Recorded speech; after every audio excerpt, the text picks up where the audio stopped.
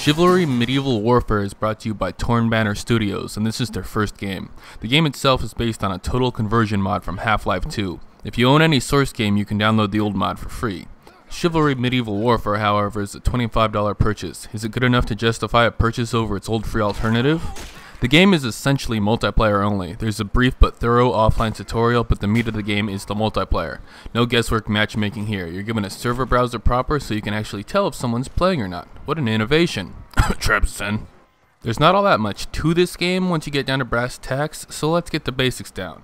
First off, this is not a game based on similar combat to Mount and Blade or War of the Roses, at least not on more than a superficial level. Those games are all about using directional swipes of your mouse for really manual and fairly precise weapon control. Chivalry is about visceral first-person combat based on three basic attacks. You have a basic horizontal swipe, a forward stab, and an overhead slash. By default, these are simply left click, mouse wheel up, and mouse wheel down respectively. The swipe is the easiest attack to land a hit with, the stab has the most reach, and the overhead slash deals the most damage. You might notice in this video that I'm kind of addicted to the overhead slash. I can't help it, I like rolling for big damage. There's more to the combat though. Each of the game's four classes, Archer, Man-at-Arms, Vanguard, and Knight, have different bonuses. Archers deal 50% backstab damage, Man-at-Arms can double tap in a direction to quickly dodge, Vanguard can use sprints to get special charging attacks, and Knights can take a much larger beating and suffer less stamina loss when blocking.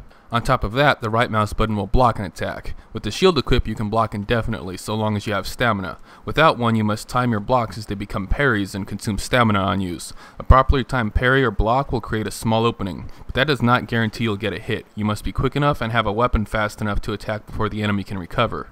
Beyond that, you have to aim, generally at least, at the tip of the enemy's weapon to block it. You can't simply be looking at the enemy and tap the button, you actually have to block the attack itself, which means the few weapons with curved blades can be tricky.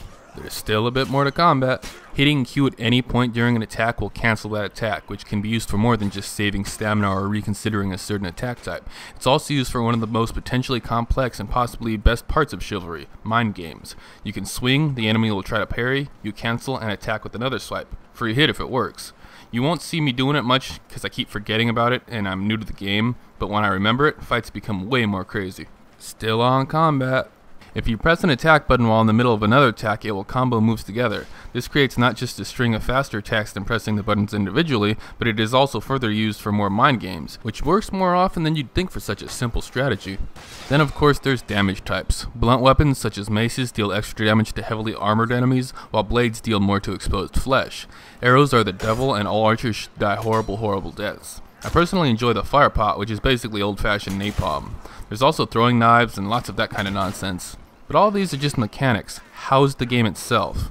It's great fun, as I think you can see. It's very brutal, very in-your-face with the first-person perspective. There is a third-person mode, but I think it kind of kills the fun and is disabled on most servers I played on. This is absolutely a game meant to be played in first-person.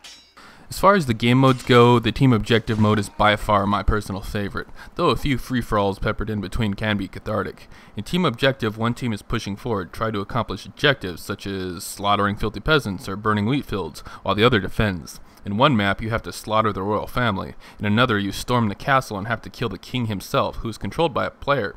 It's massively entertaining, and the friendly fire, which is on by default, adds a lot of nuance to the combat by keeping you from just spamming certain attacks for fear of killing your buddies. Although it is worth noting that you don't appear to deal full damage by default, your attacks appear to hit for about 50% damage, so don't be too scared to attack them.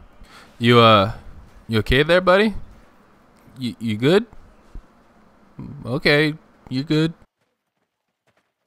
So, Chivalry. First impressions.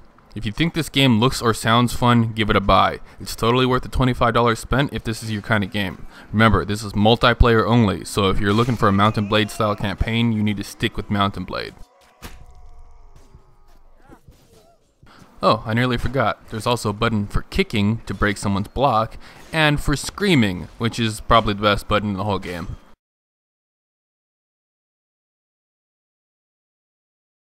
And with that, Xbob out.